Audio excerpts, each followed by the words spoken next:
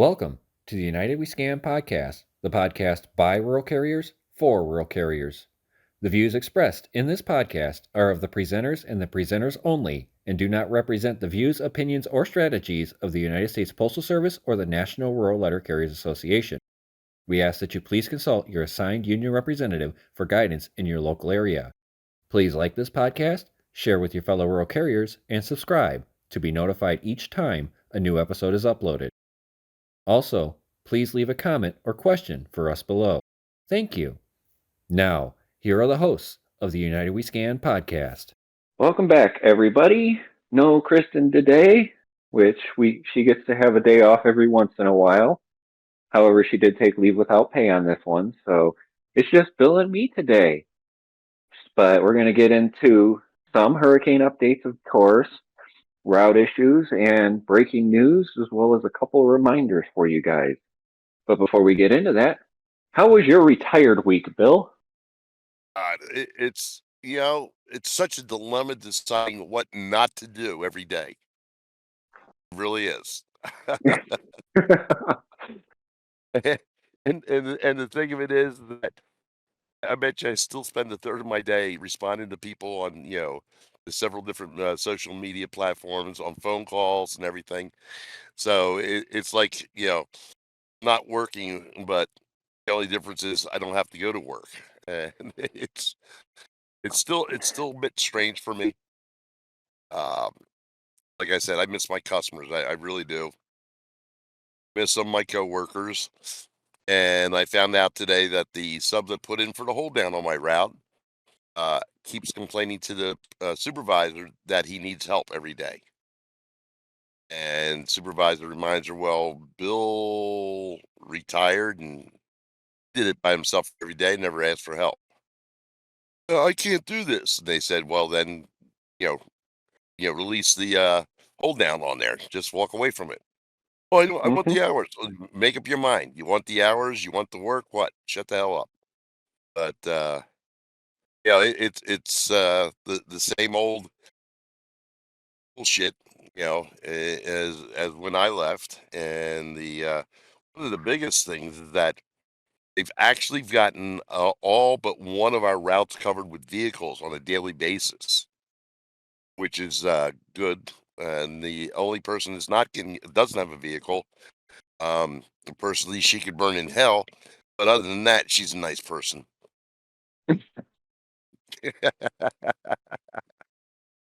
So look, here's retirement, okay? Get up in the morning, maybe before the wife goes to work, maybe after. I come down, I have coffee, I come out in the back deck, I scroll through all this bullshit, I go upstairs, get my shower, I make the bed, any dishes, I just go I have a whole little, itinerary to go through in the day. Then, it's 9:30 and I'm sitting there going, okay, what's next? And then I decide what not to do for the rest of the day. Yeah. It's a dilemma. Let me tell you. All my handguns have been cleaned and thoroughly polished and Xed and everything else, and all the fresh ammo in and everything. I'm researching fishing trips right now. I'm looking at a nice one for Canada sometime in the early spring, and that's it. Checking up on the family, making sure if they need anything, and making sure when my wife comes home, she's got nothing to worry about. Comes home, gets her glass of wine. I ran out the other day with a glass of wine and met her at the car, and she goes, "I could get used to this." I said, "Not in the wintertime." So I'm telling you, it's a good deal right now, but I'm afraid I'll be bored within the next 2-3 weeks. Wow. Yeah. Well, if you want fishing trips, I'm sure I can find some good fishing around in Michigan for you too. If you want to travel Uh, this way, visit Kristen and stuff. well, I might have a place to stay, won't I? Exactly. So, but yeah, my week Uh, was the your week. usual. Yeah, the usual.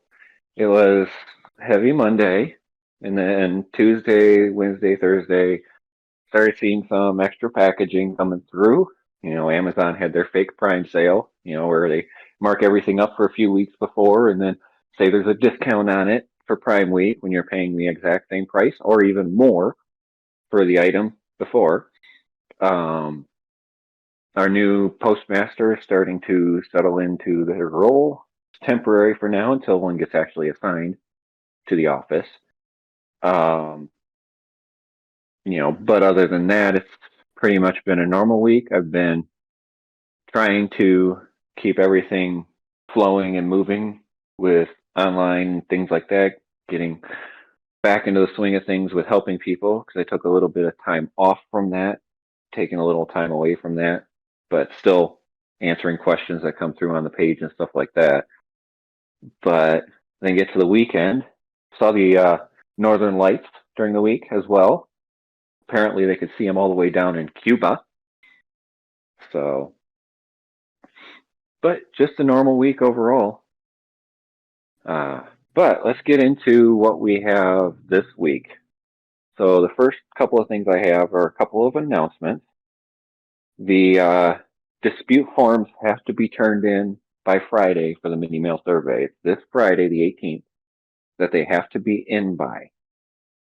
So make sure, is it Friday? I know it's the 18th. Yeah, Friday. So make sure you get your dispute forms filled out and everything like that. We went over what's in the dispute forms and what you can dispute in a previous episode. So you can go back and take a listen to that to make sure you get the right items disputed. The next one I have is the Postal Service Health Benefits Program. Enrollment is November 11th to December 9th. Now is the time to start looking at the plans. Now is the time to research them because the prices are going up for everybody. Because now we're separate from the federal system. Prices were going to go up anyway, but you just need to make sure you understand what's going into it, how it's changing, and things like that. So make sure you go into that. Now, for breaking news, we have gotten a message from one of our listeners to tell everybody and let them know that one of our loyal listeners is having some health issues. So we here at the podcast would wish them a speedy recovery, and they're in our thoughts and prayers. Amen. So the next breaking news breaks our hearts. It has been reported in St. Paul, Minnesota, that there has been a shooting at a post office. And there was an employee who was hurt, and the suspect fled in a postal service vest. We have talked about these situations ad nauseum, and this possibly could stem again from managerial harassment. We do not have proof of that yet. We are not going to jump to conclusions of that. The evidence needs to come completely clear on that before we can make any assumptions. So, but as it stands, we are praying for our brothers and sisters in St. Paul, Minnesota, over this incident. Your thoughts, Bill? This leads me back to an incident that happened years ago in our office where we had a gentleman stuck to themselves. Wasn't a loner per se, but didn't really get involved in the floor conversations that people had. And one day he snapped, and it was just a verbal snap.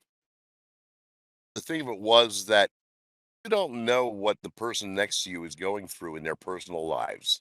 You don't know, may or may not know what they're going through in their professional lives, depending on the type of harassment or atmosphere that's present in your office, whether they're a regular or an RCA, whatever, clerk. You don't know all the situations, and so like somebody said in an SDC, you've got 200 plus employees. You have no idea what's going on across the floor. So be aware of your comments, especially hurtful comments. Um, I never was a hurtful individual unless it's a private conversation between me and that individual. But I never made it a policy of floor discussion because, well, whatever was between me and that individual, what was a private and personal situation that I intend to resolve in the fashion that I'm accustomed to, which means I usually got my way. But the fact of the matter is, you don't know what everybody's going through in their lives, so consider it. Be thoughtful, and if anything else, be supportive of the people around you in their times of need and stress, whether it's themselves, whether it's a loved one at home, or, a relative in the military across the world. You don't know what you're running into when you open your mouth.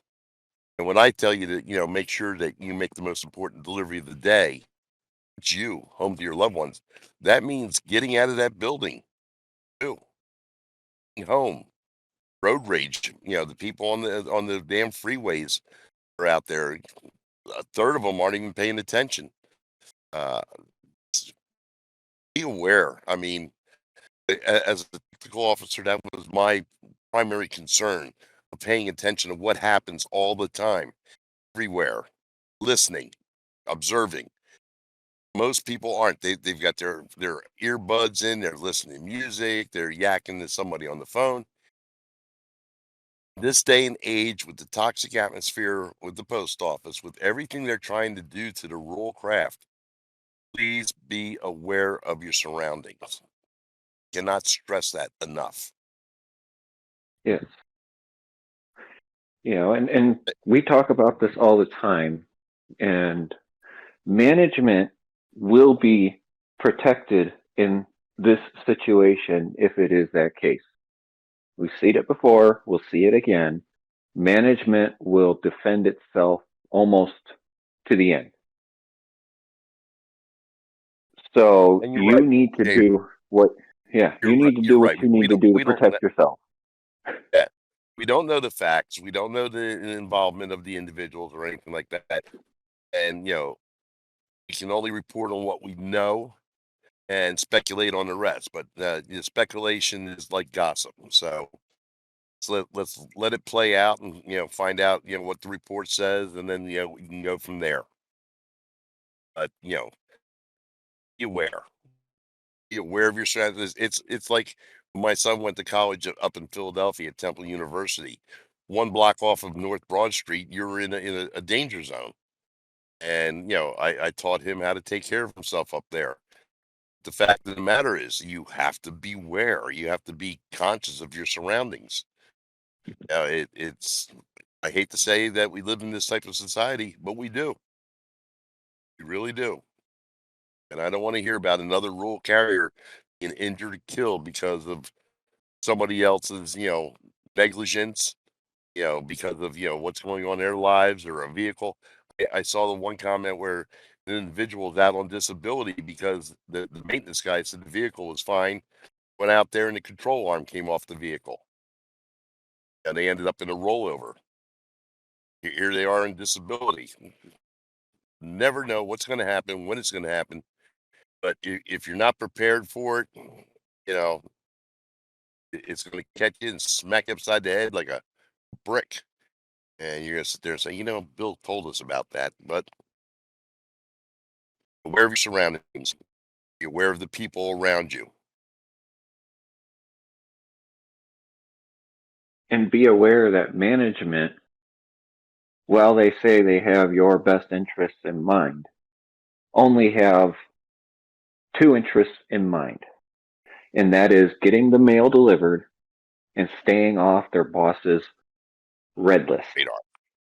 Yep. Because when you are on the list, from your district office, you are guaranteed to be yelled at in a teleconference. You are guaranteed to get emails on that, etc., and even visits from people to inspect what you're doing on your job. They don't care if you're following the contract or if you're following the rules of any manuals we have. They want you to do what they're saying, whether it violates the contract or not. And also, they want to get that mail out of that building, all those packages scanned, etc., even putting carriers at risk, like the carriers that got injured during the hurricane. Management from National should have shut that down. Management at the district level should have shut that down. And management at the local level should have shut that down. But we've heard reports even of companies doing the wrong thing, losing employees because of it. So it's a management problem. And it's not just in the Postal Service either. It's this ideology that you are just a number that is just there to do the job they tell you to do and go home at the end of the day after you've worked over the hours you were paid for. But since we're talking about the hurricane, I have a few updates about the hurricane. There were 2 injured carriers in Helene, and there is a GoFundMe for one of them that will be paralyzed for the rest of their life, possibly. It's on our pages and groups, so if you want to help the family out, you are more than welcome to go there and do so. According to National Office and a source inside there, all the rural carriers affected by Hurricane Helene have been accounted for. I have heard this through an anonymous source at National as well, that those carriers whose offices are closed and they are not being provided other work opportunities, say other offices, or even attempting to take care of the mail for their office, should be receiving admin pay because they're not choosing to not go to work. They are being forced not to work because there is no work. So if they are turning around and making you use annual leave, discuss it with them, and then get with your designated union representative to do what, Bill? File, and smile. Exactly. Mailbox Angels, which we talked about last week, they've raised over just under $3,000 in their GoFundMe to help deliver mailboxes to the devastated areas. And they've even included the Florida areas that have been hit now. So if you want to help them, they're also listed on the pages. And the Postal Relief Fund is available for donations as well as for assistance. You have to apply on the website, Postal Relief, and make sure that you apply online if you need help. We can't stress it enough. If you need help, apply online. And current reports are at least 26 offices remain affected by the hurricanes. And here's a sidebar on this whole situation, okay? During this entire shutdown, the national board should push all these days that they're not getting Rex data inputted should be washed. Period. There should be no adjustments because of the situation. You're talking about major roads that won't be open to 2025, 2026 maybe. So, there's no reason in hell that these people should have to suffer Rex program during this time frame because of Mother Nature. And I haven't seen nothing on the national board stating the fact that, all data input would be suspended until they're up and running. Yeah. And this doesn't just affect those areas, it affects everybody else whose mail goes through those processing facilities too that are affected. It goes through those Yes. regions. Their mail is affected. Their parcels are affected. Even Amazon parcels through that area are affected. So it's a major ripple effect when one of these things happen. So even people like us in Pennsylvania, Michigan, even North and South Dakota are going to have some delay in things that were coming from that region, even for a year or more, because of them trying to rebuild the whole network. As if we aren't delayed enough on mail as it is. Unless it's political. Yeah, true. So our national board, our president put out a written statement on the website, and our vice president did an update video. Now I had a chance to review both of them, and I did read the letter in the voice of President Maston, and I watched the video and listened to the video by our vice president Patrick Pitts. Were you able to review that stuff, Bill? That was on my list not to do. I will say this about it. The letter and the video are two different statements, but they are identical in the response that they give. So Okay. the president's statement, of course, is his standard response to most anything, talk about it, bring up the issues, but don't really offer full solutions to the problem. And Mr. Pitts, doing his, turned around and did a great job on the video. He was very well spoken. He had very good cadence and inflection in his voice, even though he was reading from a teleprompter. So I will give him a lot of credit for that. And it was a lot easier to listen to than previous videos that we've had. Now, granted, President Maston does have to do the videos because he does speak on behalf of the national office. He is the only one authorized to, unless he authorizes somebody else to speak on his behalf. So we have to give him credit for allowing Mr. Pitts to do the video. But overall, I did appreciate that they did put something out on it.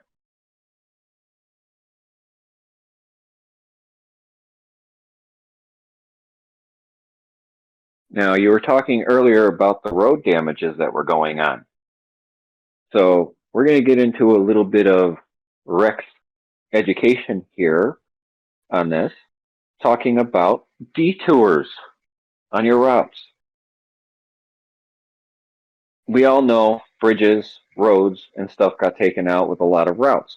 But this holds true for even routes where they have a year-long road construction project or replacing a bridge, things like that.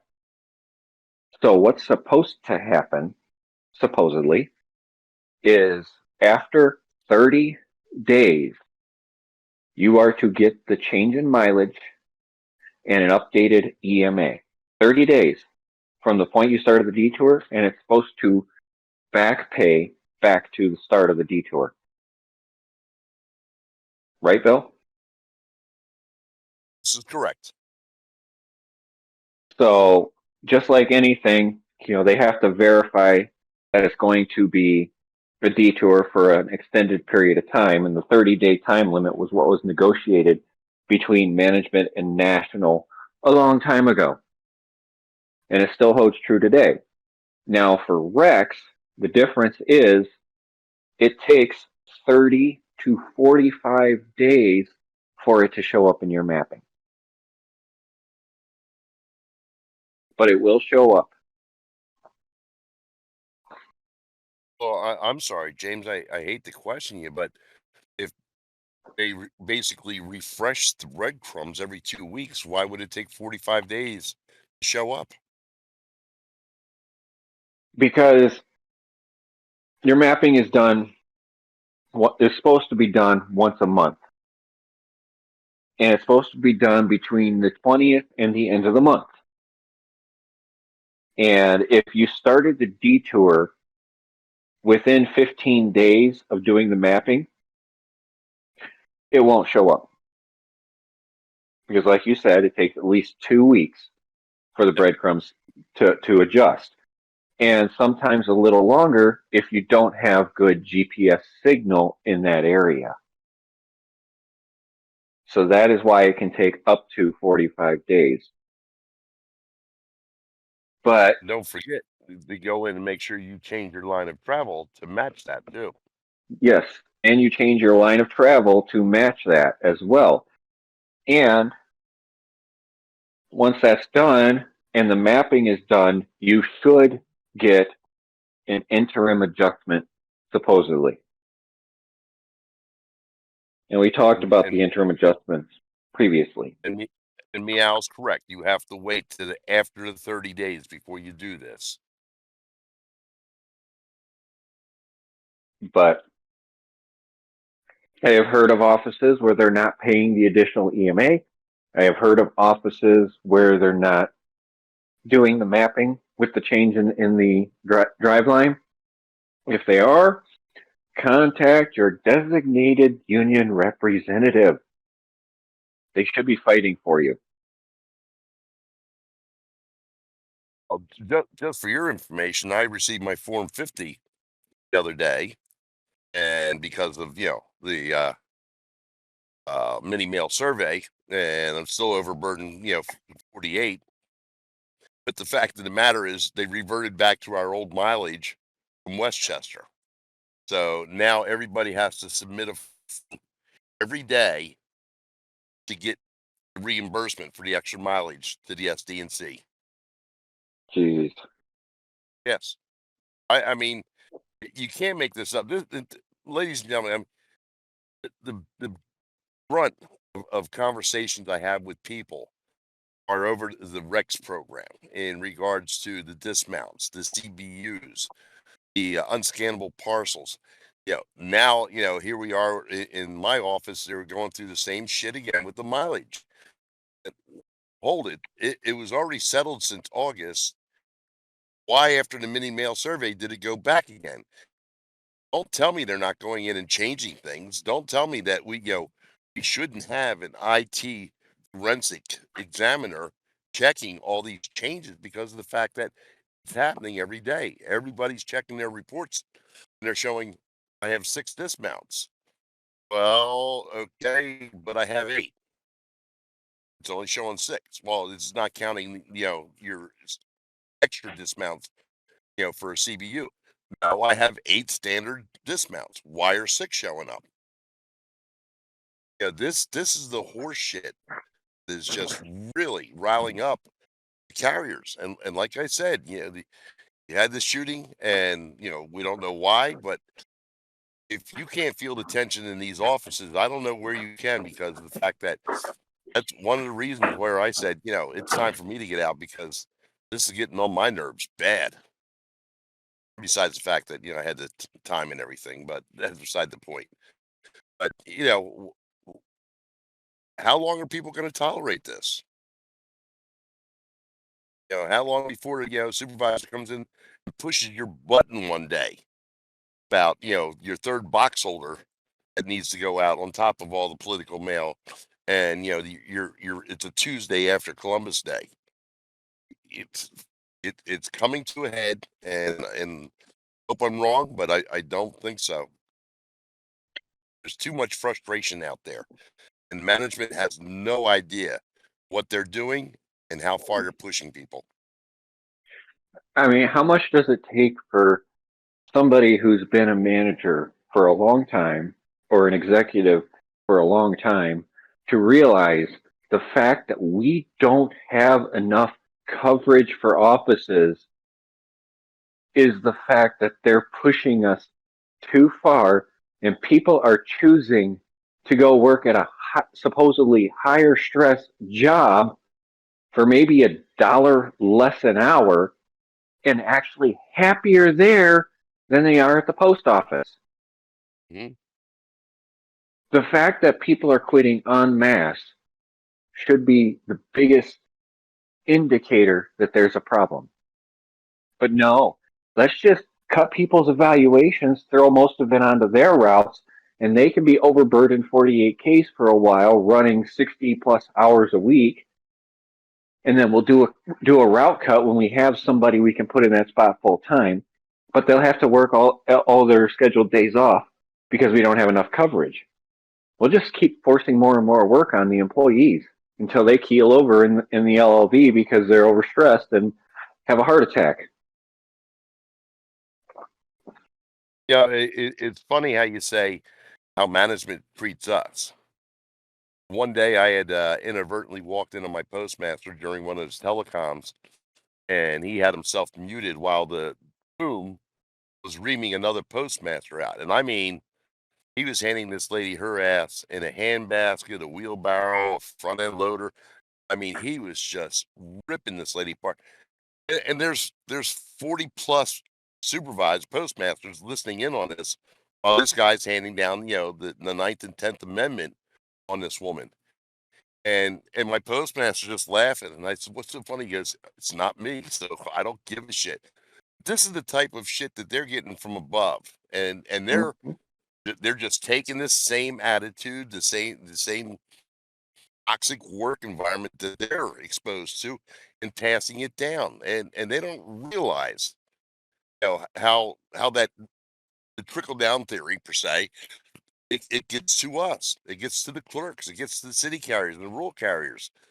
It really does build up. And Mm-hmm.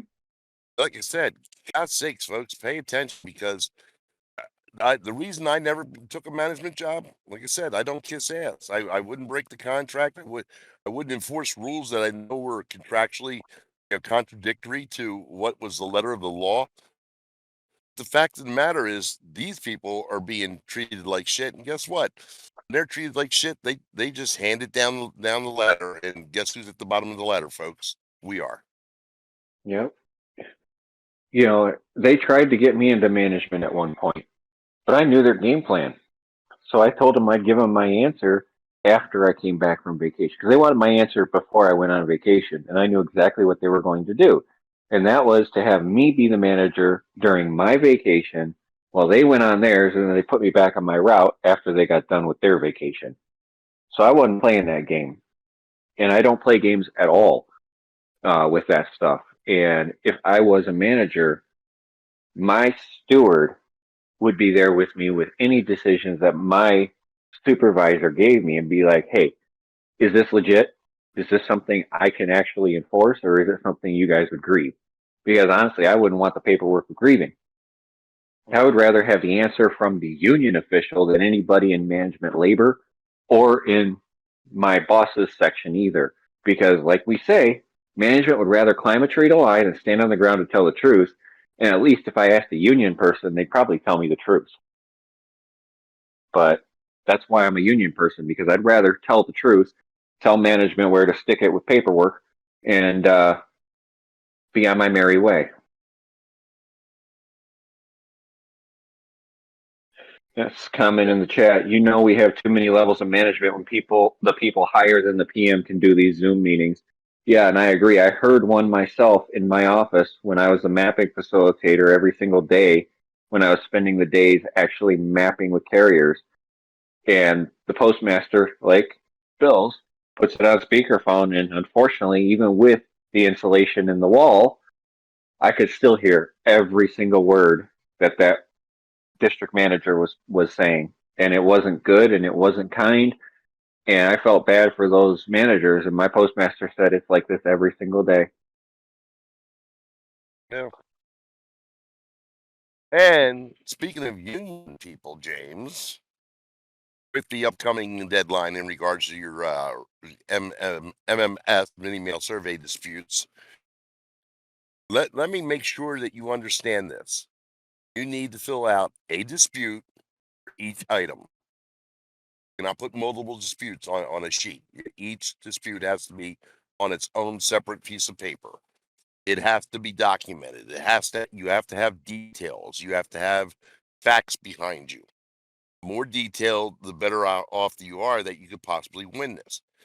Now, saying that, do not rest on your laurels for doing your homework. You have to push your designated union representative, whether it's an ADR, DR, whoever's handling these disputes, in regards to getting these resolved. And if they come back saying no action required, then you have to have them held accountable. Because if you provided solid documentation in regards to your dispute, then you should be getting paid for the item of dispute. Too many people have turned around and commented to me in regards to, oh, no actions required. What do you mean no actions required? You're showing an extra 386 feet of dismount distance every day.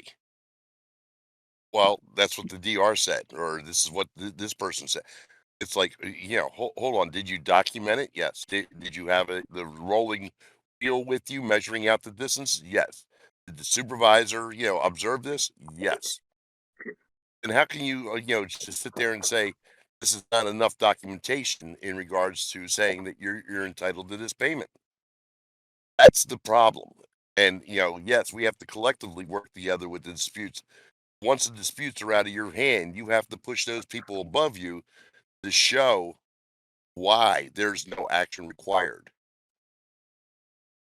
That's as It's bad as batteries not included, it's the most fast backward system ever.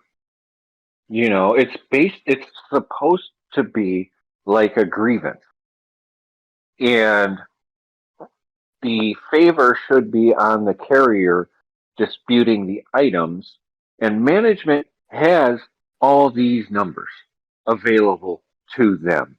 But they're going to say, oh no, we don't have access to that. We don't have this. We don't have that. I'm sorry. If your management's not giving you access to that stuff, then your manager's a piece of crap. Because these managers should be able to pull up all the numbers for our routes and look and say, hey, he's actually right. Our district managers, our district representatives should be stepping in and saying, hey, our carriers are right on this. It's guilty until proven innocent instead of innocent until proven guilty here. They made it difficult on purpose because it saves the post office money when you are losing money and have to dispute it. Anyway, we've been ad nauseum on that as well too. The last thing I have on my list here is I have a source at National that has said, and this is not authorized statement from National. This is nothing on their side, and I'm not speaking on behalf of the NRLCA or the USPS when I say this, but they have said that routes that were recently cut supposedly won't get cut for too many mail surveys at this time because they have so many overburdened routes out there. Anyway, it's going to take them a while to get through all these route cuts. So supposedly they're not supposed to touch a route that's been recently cut for too many mail surveys. Whether that's actually true or not, we'll find out when somebody who's been cut turns around and tells us, hey, they're cutting me again. Well, they don't have to cut you. They can do the rural route optimization and screw you over again. That's true. Or the next thing they're going to... That wasn't an adjustment. That was a rural route optimization. And then there's another one they're going to be doing, which is the squaring up of routes. Oh, God. Yep. Giving you the same amount of hours, just different customers. I talked with... Unless you're in a city, okay, where the blocks are square, okay, and go up and down a couple main drags, they're going to square off rural routes. I mean, God help you. Oh, yeah. I know. The current new postmaster doesn't know our office at all. And I got into a discussion with them about the squaring up of routes. And we were talking about the routes in our office, and he's like, "Why do you have 3 or 4 trucks going down this one road when they could be going in all these different roads?" And I turned around and I said, "Those are the high speed roads. Those are the roads we can do above the minimum speed or the average speed of the speed matrix of the rec system. They're all roads that are above 40 miles an hour to get to our routes.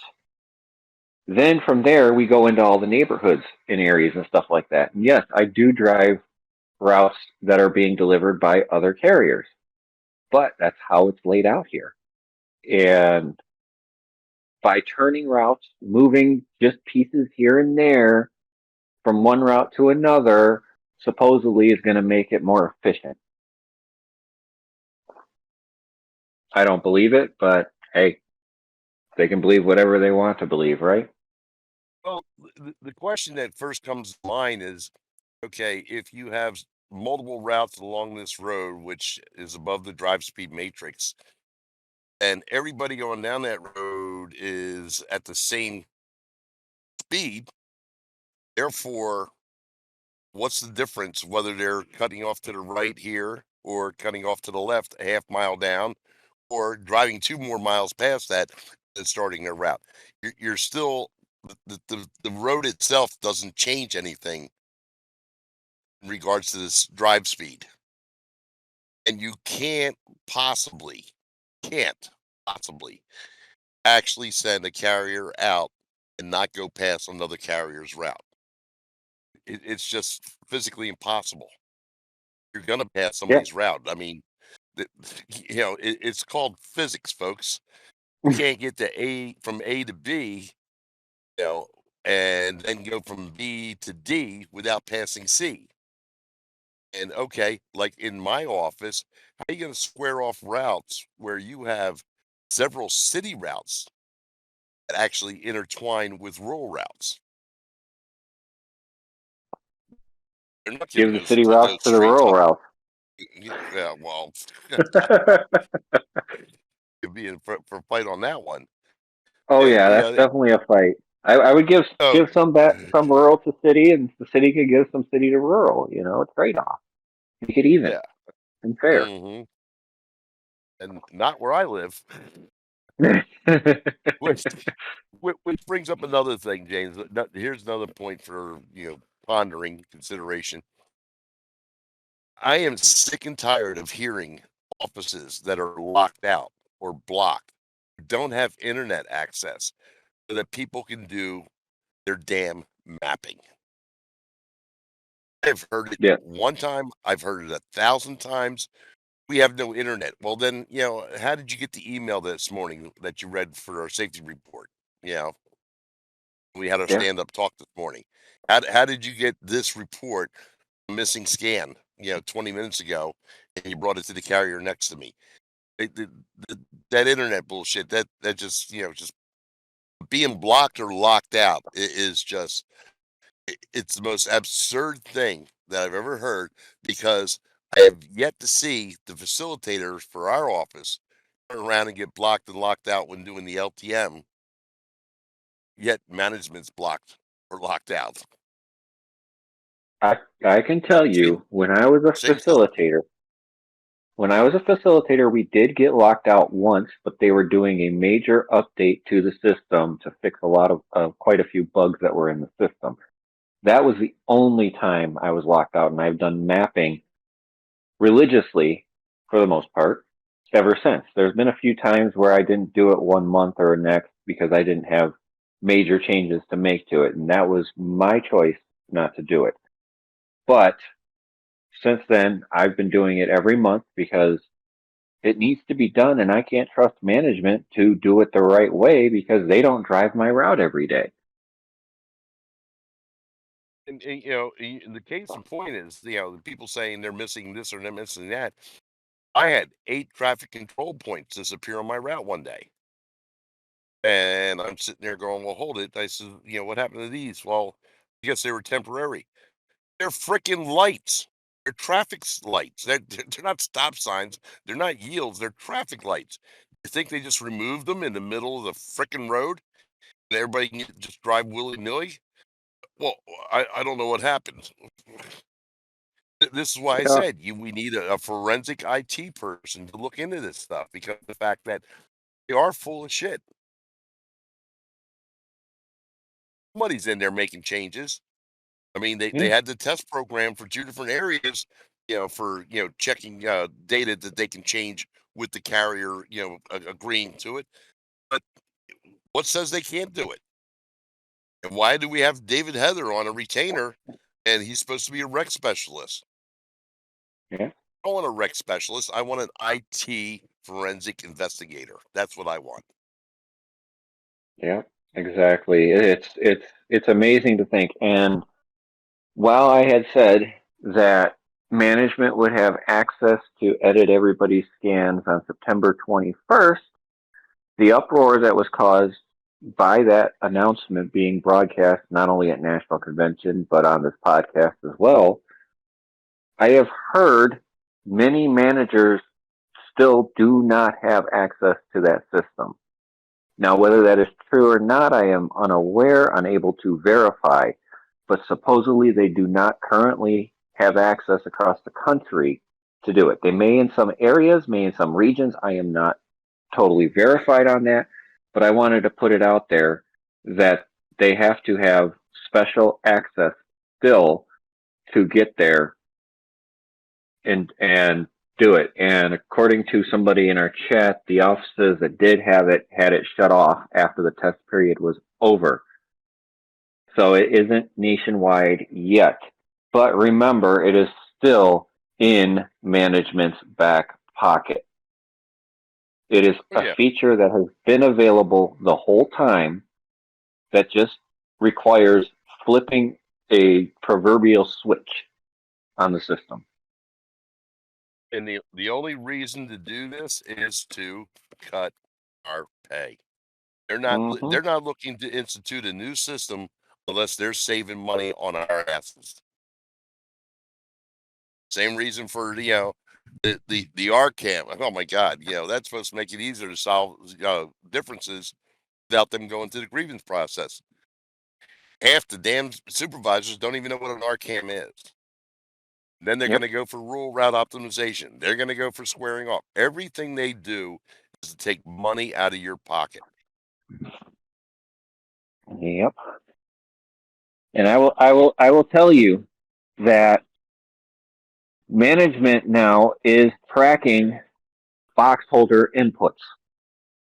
Districts are tracking box holder inputs. They have not only a paper form, but a digital form to track the box holders in the office.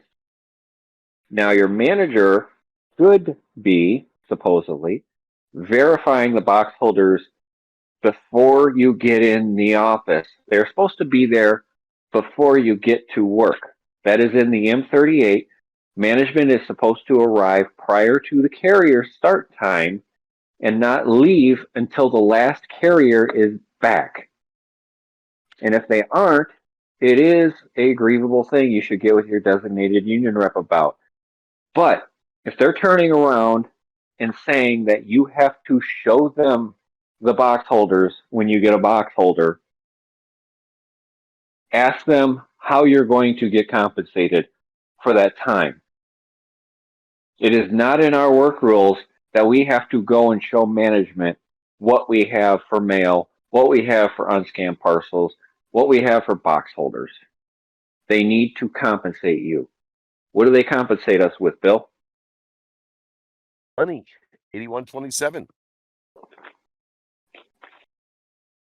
And I want my money. I want my money. And if they're willing to compensate you, you ask them for a specific place to stand and wait for verification on 8127 time. And the timer starts when you leave your case until you return to your case. Yep. I'm not going to go searching for a manager, especially in an SNDC. Oh, Unless I'm on 8127 time. I mean, all you gotta do, All you gotta do is look up in one of the secret catwalks and say, "Hey, is anybody up there? Come down here and check this for me." That'll that'll get a couple chuckles. Yeah. But don't let them push you around. And if they're saying that you have to verify that, get with your designated union rep. Again, to talk with your designated union rep. So, That reminds me, when we're done, I have a story about my designated union rep, but I don't want to put it on air, okay?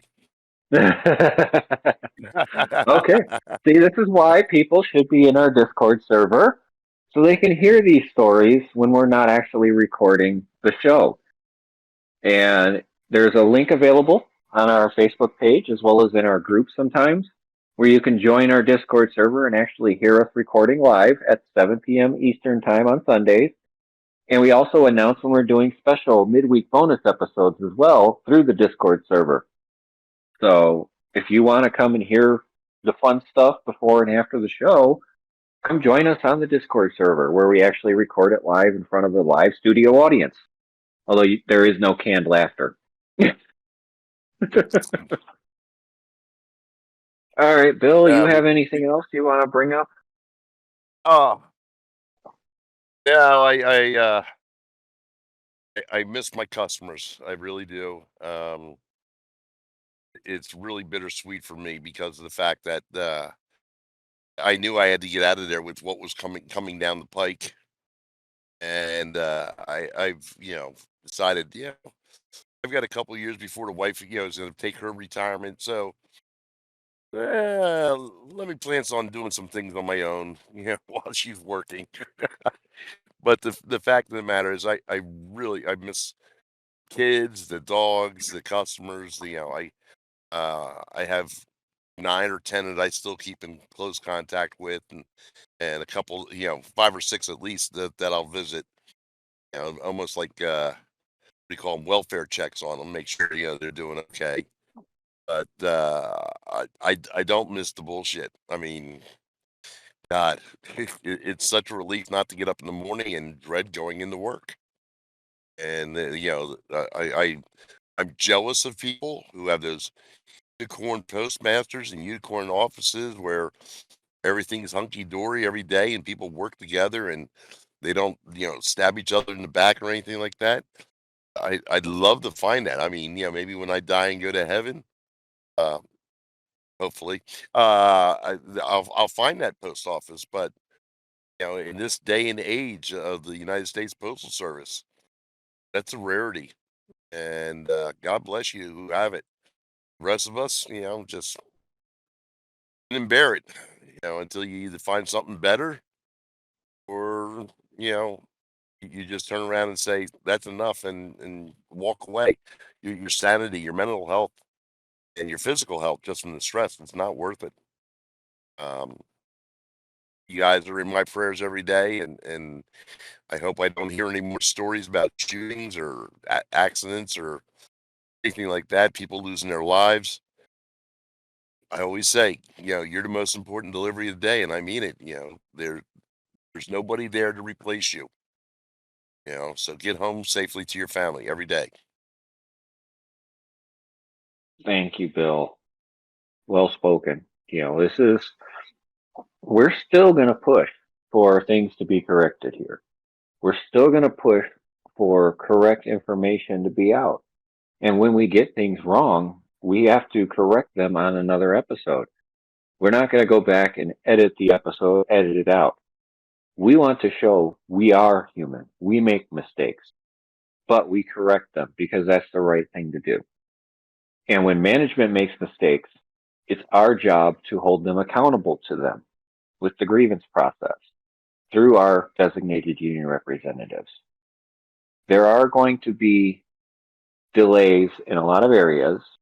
There's going to be a long recovery road, but the resources are available for postal employees in those areas. And if you are somebody in those areas that can help deliver things, can help collect things to be delivered, reach out to those organizations, reach out to our national office and say, hey, I'm down here. If you guys want to send resources, I can deliver them. That's the best thing you can do to help, because our fellow brothers and sisters out there need our help right now. And you never know, one day you may be in that same position. And I would hope that our fellow brothers and sisters would help you as well. But at the end of the day, we're all in this together. And I mean that. We are all in this together. We'll see you guys next week after our state booster. Hopefully, Kristen will be back next week with us. So until then, we'll see you next time.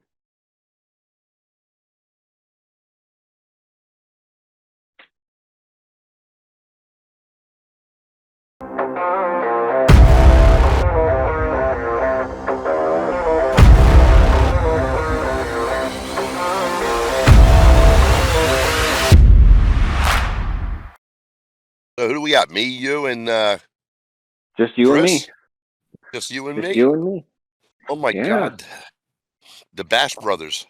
Yeah, record is on now, Bill. Say your funny pieces now.